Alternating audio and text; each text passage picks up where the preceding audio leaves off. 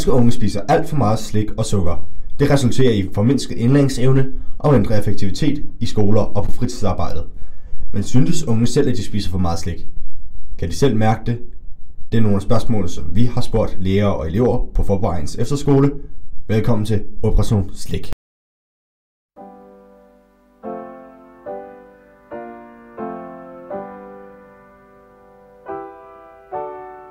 Synes du spiser meget slik og sukker?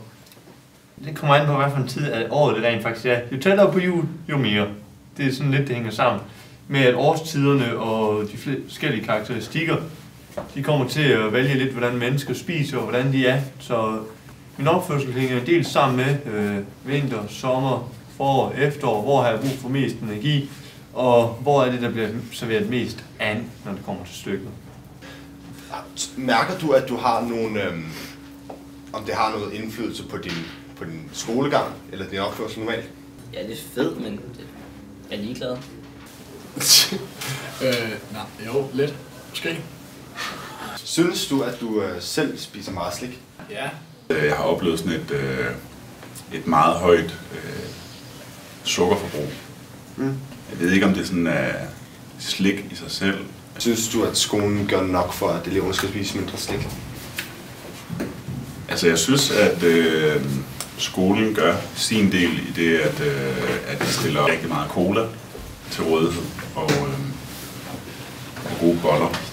Det synes jeg er en rigtig fin erstatning, men jeg synes egentlig også på en måde, at det er vigtigt, at skolens elever har det frie valg. At det ikke er noget, vi sådan pådutter dem og siger, fy, nu må I ikke. Men at de ligesom selv vælger. Ja. Hvordan har du det med, at børnene her på skolen spiser sundt, som de gør? Jamen, for det første synes jeg jo, det er en rigtig dårlig idé, at de gør det, men vi kan jo ikke helt undgå det. Jeg synes, det er en dårlig idé, men vi arbejder på det. Ja. Hvor meget sukker tror du, der er i dine retter? Det er nok rimelig stor mængder. Hvad er det? 3 poser Matador-mix eller sådan noget, vil jeg tro.